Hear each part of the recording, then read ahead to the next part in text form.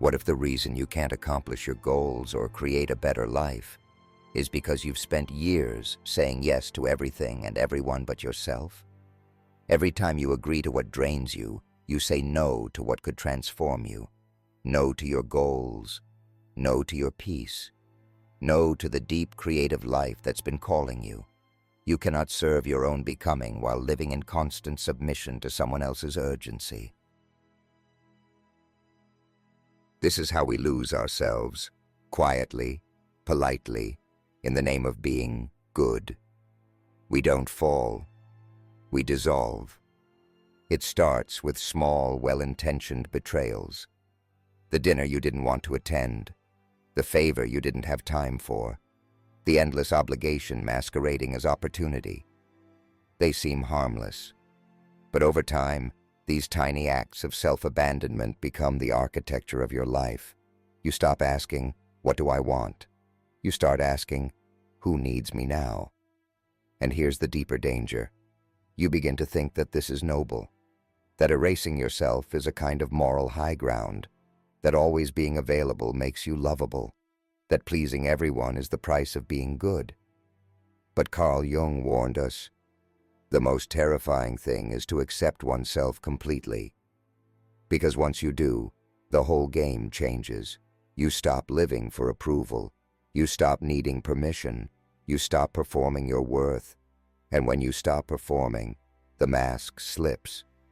And without the mask, others may not like what they see. But that's the point. Saying no isn't about rejection. It's about revelation. To say no with clarity is to say yes with power. Marcus Aurelius, Stoic emperor, war-scarred philosopher, understood this intimately. He wrote, "If you seek tranquility, do less, or more accurately, do what's essential, which brings a double satisfaction. To do less, better." That's not a life hack. That's a spiritual practice. You cannot build a meaningful life on the foundation of resentment. And every yes that comes from guilt, every yes born of fear, is a brick in a house you don't want to live in. The creative path isn't paved in people-pleasing. It's carved in solitude. It's built in refusal. Refusal to be everyone's everything. Refusal to dilute your truth to make others comfortable. Refusal to give away your sacred energy for crumbs of external validation. Saying no is not a luxury. It's your lifeline. Every moment you hand your time to someone else's agenda, you rob the version of yourself that's trying to rise. You cancel her painting. You silence his voice. You delay their freedom. And the tragedy? You call this responsibility, but it's not responsibility. It's distraction dressed in virtue. The Stoics knew freedom is not doing whatever you want. It's not being enslaved by what you don't want. Saying no is not a rejection of duty. It is the reclamation of purpose. You cannot do your real work while running from your real self. And yet, most of us are terrified to stop, to sit in stillness, to not respond immediately, to let people down, to risk being misunderstood, because we've mistaken busyness for importance and exhaustion for proof of effort. But who are you proving this to? You're not here to be seen doing. You're here to become someone worth being. This chapter, this awakening, requires rebellion, not against the world, but against the disease of overcommitment, against the myth that you owe your energy to everyone who asks for it, against the idea that boundaries are selfish. They are not selfish. They are sacred. Because the version of you that can bring something original into this world, she does not live in endless distraction. He does not thrive in compromise. They cannot survive in the constant noise of everyone else's emergencies. creativity is quiet, and silence requires space, and space demands no. You must say no to the world before you can say yes to your soul. And if that means disappointing others, good. You were never meant to be their mirror. You were meant to be a flame. This is week 1 of your 4-week reclamation. It begins now. Week 1. Step 1. Identify your no list. Write down 3 things you no longer want to say yes to out of guilt, obligation, or habit. These can be tasks, people, patterns, anything that quietly drains your time and power. You're not erasing your life. You're editing it so that your creative life has room to breathe. Up next, we'll explore the deeper layer of self-abandonment, the masks we wear for love, acceptance, and safety long after they've expired. You weren't born to play a role, but you learned early what to say, what to suppress, who to become, to survive. As children, we wear masks for love. As adults, we wear them for approval. Eventually, we forget there was ever a face beneath them at all. They call it the persona, the social mask. Jung warned that it was not only dangerous to believe your own act, but soul-killing to build your identity upon it. Because every mask comes with a script, and every script has a cost. The moment you put on a mask, you stop being the author of your life. You become an actor in someone else's story. Most people aren't exhausted because they're doing too much. They're exhausted because they're being too much. Too many versions of themselves. One for work, one for family, one for friends, one for social media, and none of them aligned with their truth. You are not meant to fragment yourself to be palatable, but modern life trains us to do exactly that. So we smile when we want to scream. We nod when we want to leave. We hustle when we want to heal. We call it maturity. We call it responsibility. But it's a quiet form of spiritual decay. In Meditations, Marcus Aurelius wrote, "Be tolerant with others and strict with yourself." But we've inverted that wisdom. We are ruthless with ourselves and endlessly accommodating to others. We've lost the thread of our own becoming. And that's the terrifying truth. You can't create a life that's real while pretending to be someone you're not. The persona always demands sacrifice, and it usually feeds on your art, your energy, your quiet moments of originality. Because when you're too busy being who you think you should be, you have no time left to discover who you are. Carl Jung called this the tension between the persona and the shadow. The persona is what the world rewards. The shadow is what the world rejects. But buried in that shadow, beneath the masks and compromises, lives your raw, unedited creative power. The Stoics weren't artists, but they understood this tension. They knew that virtue was not public. It was forged in solitude, silence, and self-examination. Seneca wrote, "Look within. Within is the fountain of good, and it will ever bubble up if thou wilt ever dig." But how can you dig if you're always performing? Let's be honest. You know you're wearing a mask when you can't stop managing how others perceive you, when silence feels dangerous, when being alone with your thoughts is unbearable, when your worth depends on your usefulness to others. This is not identity. This is imprisonment with polite manners, and it's time to break the mask. But this isn't about becoming loud, rebellious, or reckless. It's about becoming true. The Stoics practiced ataraxia, a lucid tranquility, an unshakable calm that comes not from avoidance, but from inner alignment. That kind of peace cannot coexist with performance. To live a creative life, you must disappoint the version of yourself the world applauds. To create something real, you must be willing to lose the role you've played, because you cannot make your masterpiece while living inside a mask. This is your second step in week 1 of the 4-week reclamation. Week 1. Step 2. Identify the mask. Write down 1-2 roles you feel obligated to play that no longer reflect who you are. Not the ones you love, the ones you maintain out of fear, habit, or guilt. Then, beside each, ask, what does this role cost me? Your clarity begins here. And in the next chapter, we'll explore what happens when you finally step back, away from the noise, the mask, the role, and sit in silence. It's time for your first sacred withdrawal.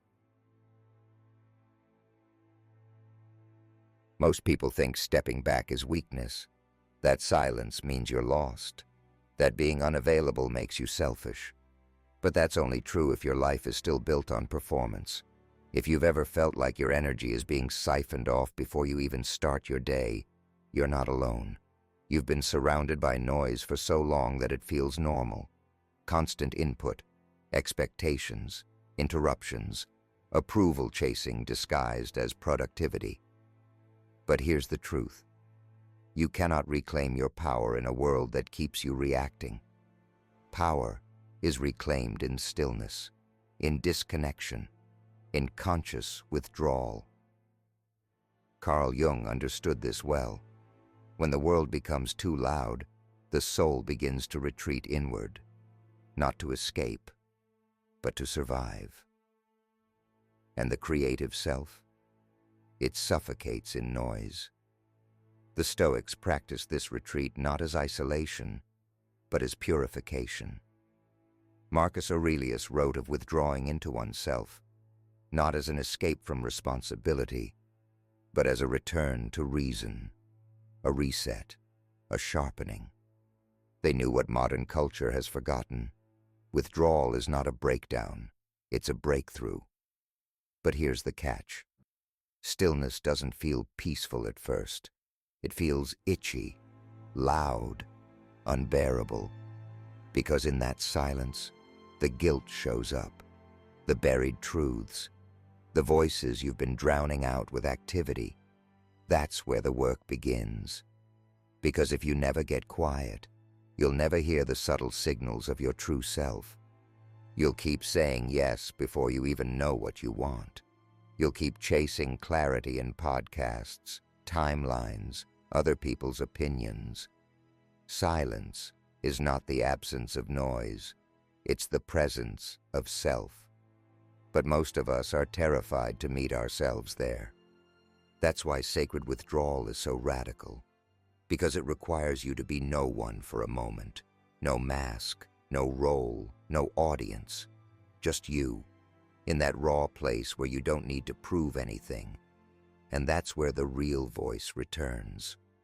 The one that isn't shaped by urgency. The one that remembers who you were before the world told you who to be. The one that says, this is what matters now. This isn't about cutting off the world forever. It's about creating space within it. A pause, a breath, a sacred refusal. Because the creative life doesn't grow from reaction.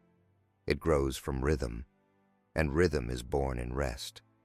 The Stoics called it inner citadel, the place inside you that cannot be shaken.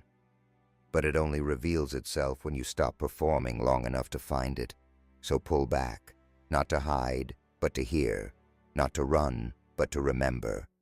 You've spent enough time answering everyone else's call. Now it's time to hear your own. This begins week 2 of your 4-week transformation. Your only job is to create space. Week 2, Step 1. Take 1 hour of sacred withdrawal. No phone, no music, no talking, no input. Just you, in stillness.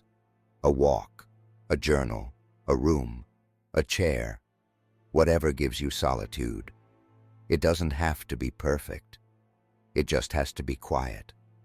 In that silence, observe what arises. The discomfort, the restlessness, the truths. This hour is the furnace of your clarity. And next, we'll explore what happens when you return from that silence and begin to hold your ground in the face of guilt, pressure, and disapproval. Up next, the courage to disappoint.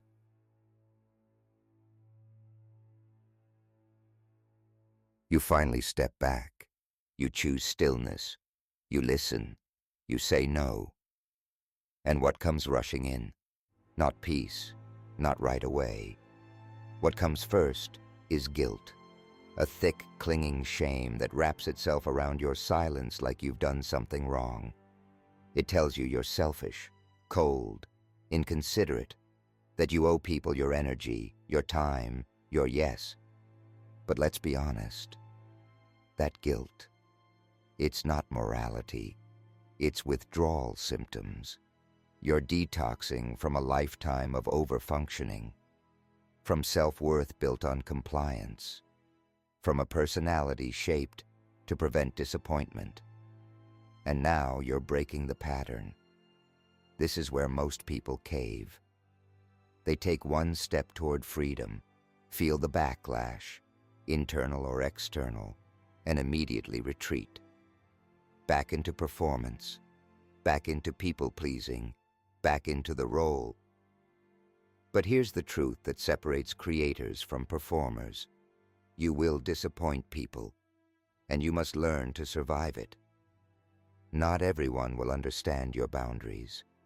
Not everyone will applaud your clarity. Some will be confused, hurt, angry, especially those who benefited from your silence. And that's okay, because your job is not to be digestible. Your job is to be real. Carl Jung said the path to individuation, the becoming of the true self, requires tension. The tension between who you are and who others want you to be. If you don't feel that tension, you're still performing. And the Stoics? They embraced that discomfort. Epictetus said, "If you want to improve, be content to be thought foolish and stupid." Translation: if you're growing, you will be misunderstood. That's not failure. That's the path. So let the guilt come. Let the discomfort come. Let the fear of disappointing them rise up. And stay. Do not explain. Do not justify. Do not apologize for protecting your peace. You've done enough apologizing for simply existing. You are not responsible for other people's emotional responses to your truth. That doesn't make you cruel. It makes you whole. Because every time you say yes when you mean no, you're not just lying to them, you're lying to yourself. You can't build a life that's true if you're afraid of being disliked. You can't protect your creative life if you keep sacrificing it for approval. So hold the line. Let them be confused. Let them pull away. Let them call you distant. The ones who belong in your life will adjust. The ones who don't will fall away. And in the space they leave behind, something sacred will begin to grow. You, fully, unapologetically, here. You've already taken 1 hour to step back. Now, it's time to hold that space. Week 2, Step 2. Let yourself disappoint someone. Not out of spite, but out of self-respect. Choose one situation where you would normally say yes out of guilt, and say no instead. Let the guilt rise. Let the discomfort sit. Don't explain it away. Don't shrink from it. Just witness it, and stay loyal to your truth. This is where real power is born. Next, we burn what's left of the old programming, the script that's been running your life behind the scenes. Up next, burn the old script.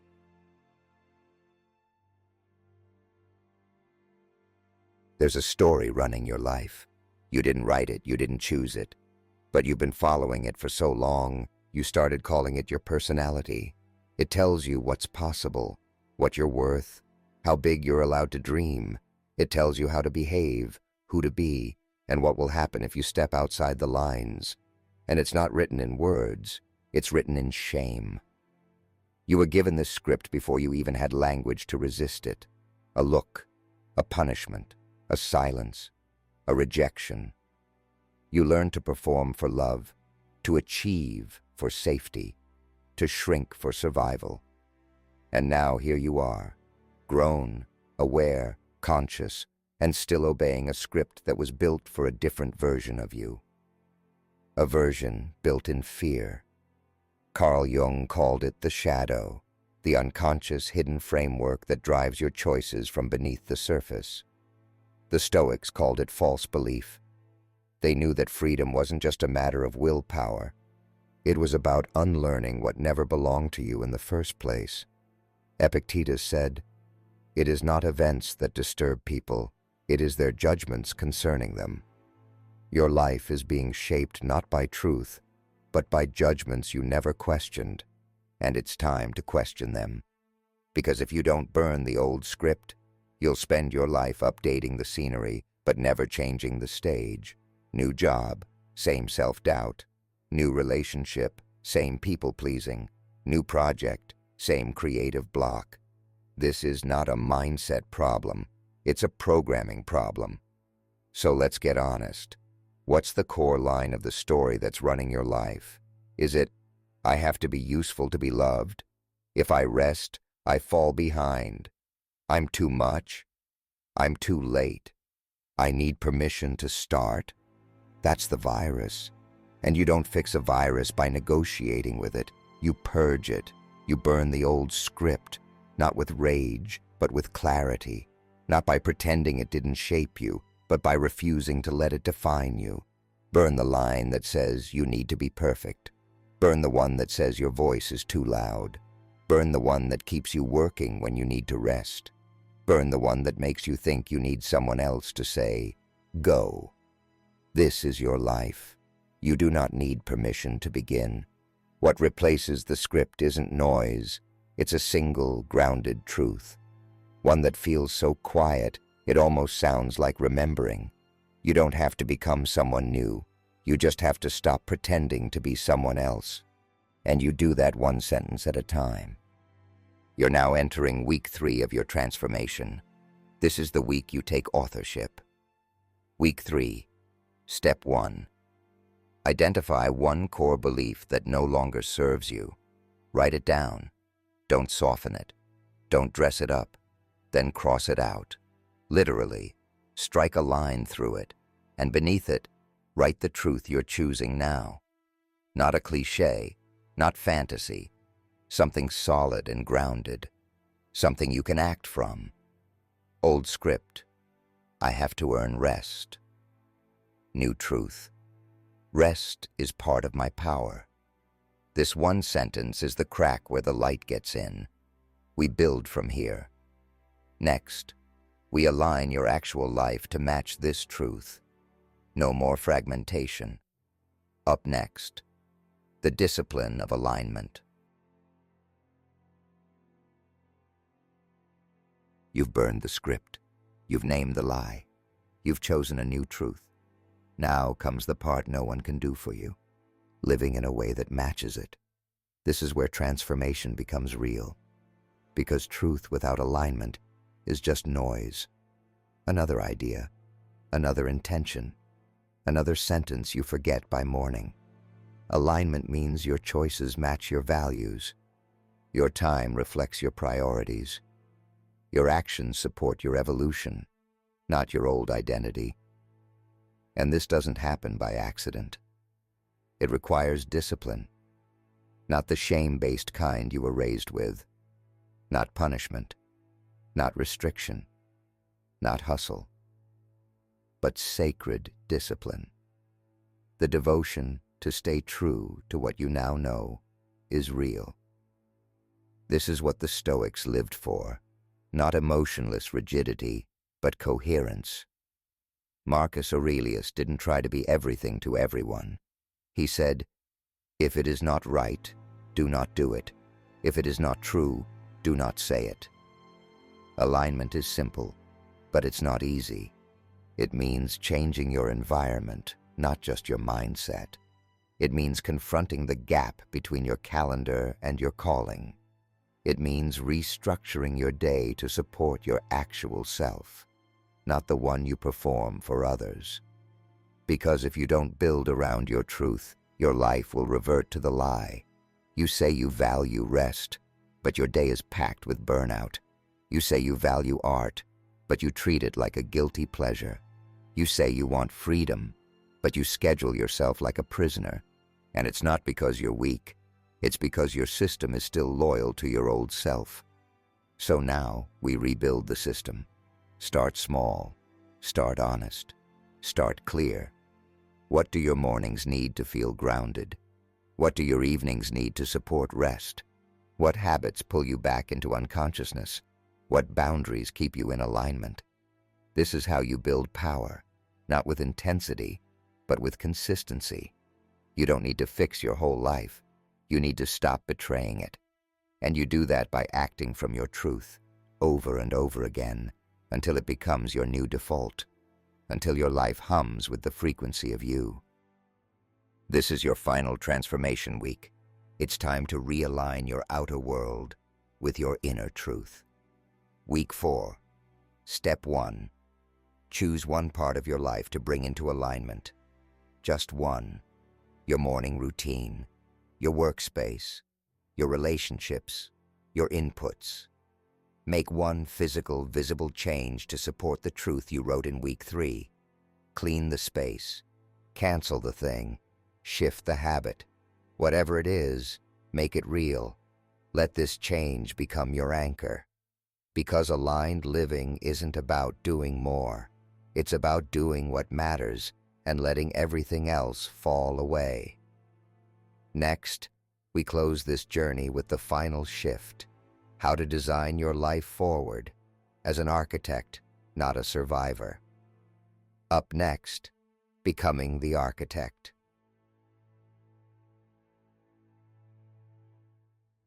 You've said no to the noise. You've taken off the mask.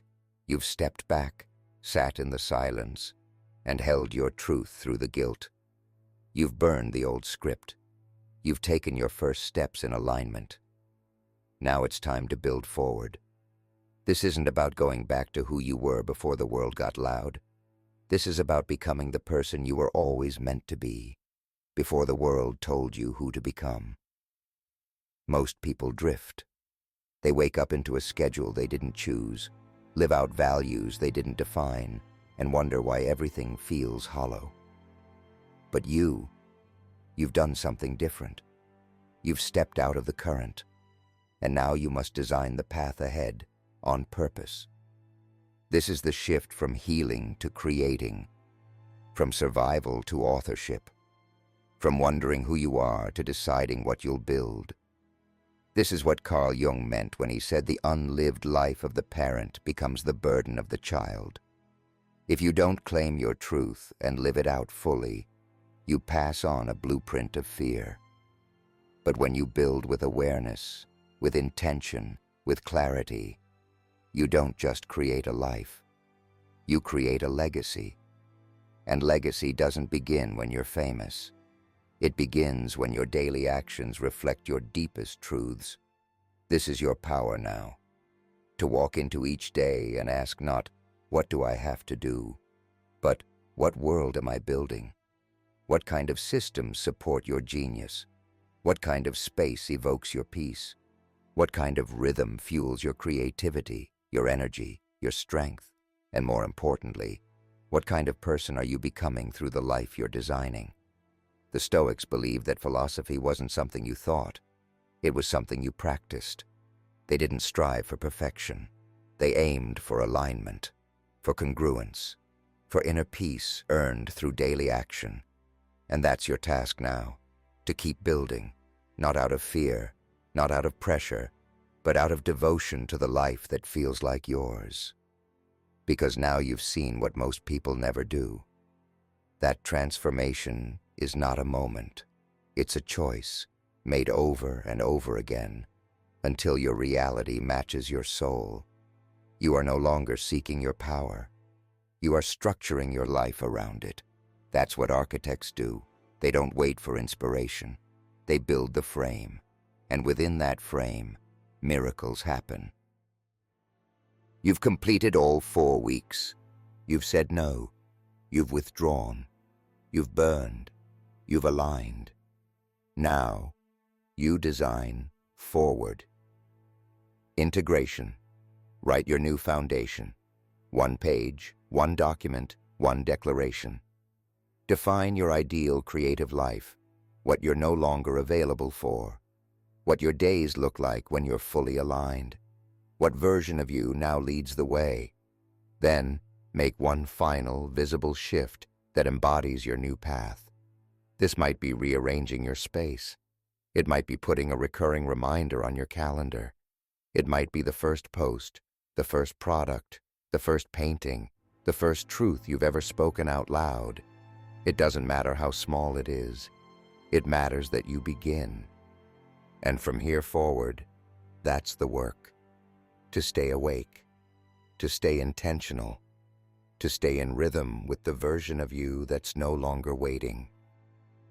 Week 1, say no to the noise. Week 2, reclaim your boundaries.